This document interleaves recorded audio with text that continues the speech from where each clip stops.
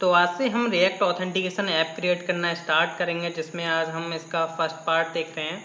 और मैं आपको बता देता हूं कि हमने इसका बैकएंड ऑलरेडी क्रिएट करके रखा हुआ है, इसकी एपीआईज हमने ऑलरेडी क्रिएट करके रखी हुई हैं, तो वो मैं आपको अभी बताऊंगा। और आज हम इस प्रोजेक्ट का बेसिकली सेटअप करेंगे। ओनली कुछ पैकेजेस होंगे जो कि हमें इंस्टॉल करने होंगे और एनवायरनमेंट सेटअप करेंगे। तो चलिए विदाउट वेस्टिंग टाइम मैं स्टार्ट कर लेता हूँ। अब देखिए, सबसे पहले तो मैं बात करता हूं कि आपको बैकएंड कैसे क्रिएट करना है। देखिए, बैकएंड ऑलरेडी मैंने बनाए हुए हैं लेक्चर्स है इसके ऊपर।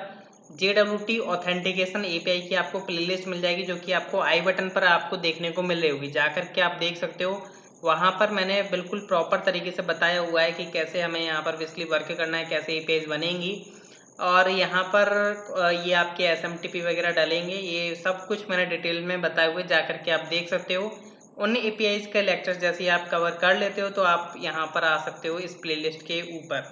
तो यहाँ पर जब हम क्या करेंगे, ये अभी नॉर्मल मैंने एप्लीकेशन बना करके रखी हुई है, न्यू इंस्टॉल की है रिएक्ट के अंदर। तो यहाँ पर देखिए, अब हमें क्या करना है। सबसे पहले तो यहाँ पर हमें कुछ पैकेजेस हैं जो कि हमें रिक्वायरमेंट पड़ेगी, जैसे हमारा रिएक्ट राउटर डॉम की। तो यहाँ पर रिएक्ट राउटर डॉम हमें इंस्टॉल करना होगा। एंड यहाँ पर हमें एक्सियोस चाहिए होगा। रिएक्ट राउटर डॉम हमारे राउटिंग क्रिएट करने के लिए होगा, एक्सियोस एपीआई कॉलिंग के लिए होगा। एंड यहाँ पर हम बूट स्ट्रैप यूज करने वाले होंगे। तो बूट स्ट्रैप को कैसे यूज करना है वो भी आपको पता चल जाएगा इस रिएक्ट के अंदर, कि कैसे बूट स्ट्रैप यूज किया जाता है, कैसे आप यूज कर सकते हो। तो जस्ट ये क्या करेगा, अब इंस्टॉल करना स्टार्ट कर देगा। अब देखिए, ये जब तक इंस्टॉल कर रहा है, जब तक मैं क्या करता हूँ, यहाँ पर एनवायरनमेंट आपका सेटअप करवा देता हूँ। अब देखिए, यहाँ पर जो है env फाइल्स बनानी है आपको। जैसे आपकी एक हो गई .env जो कि डिफॉल्ट फाइल होती है, एक होती है आपकी .env.डेवलपमेंट। ये बेसिकली आपके लोकल पर जब आप काम करोगे तो ये आपका तब काम आएगी। एंड जैसे आप एनवायरनमेंट पे मूव करोगे तो आपका .env.प्रोडक्शन, ये आपकी रहने वाली है प्रोडक्शन के केस में। तो यहाँ पर आपके लाइव यूआरएल्स आ सकते हैं। अब जैसे लाइक मान के चलिए .env डिफॉल्ट क्या हमारे वेरिएबल्स रहेंगे, जैसे हमारा रहेगा रिएक्ट अंडरस्कोर ऐप अंडरस्कोर आपका एपीआई यूआरएल, जो कि हमें बैकएंड का यहाँ पर यूआरएल प्रोवाइड करना होगा। अब देखिए, मेरा जो यूआरएल रहेगा वो रहेगा आपका लाइक यहाँ पर कैसे दिखाऊं, चलो मैं थोड़ा ब्राउजर से जाकर के कॉपी पेस्ट कर लेता हूँ, वरना मेरे को टाइप करना पड़ेगा और कुछ नहीं है।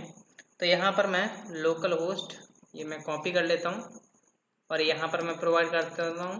तो यहाँ पर मेरा रहेगा http://लोकल होस्ट और यहाँ पर आ जाएगा आपका पोर्ट। तो देखिए, मेरा जो बैकएंड रन हो रहा है वो मेरा इस पोर्ट पर रन हो रहा है 4024 पर। तो यहाँ पर जो है मैं ये प्रोवाइड करता हूँ 4024 एंड आपका स्लैश एंड स्लैश के बाद आपका आ जाएगा एपीआई स्लैश। तो ये बेसिकली आपका रहेगा एपीआई यूआरएल, जो कि बेसिकली ये अपना बैकएंड का पार्ट रहेगा। एंड यहाँ पर जो है आप अपना कुछ और भी प्रोवाइड करना चाहो तो जैसे कि प्रोवाइड कर सकते हो। जैसे आप डेवलपमेंट क्या रखना चाहते हो, तो मैंने यहाँ पर बता दिया रिएक्ट ऐप एनवायरनमेंट।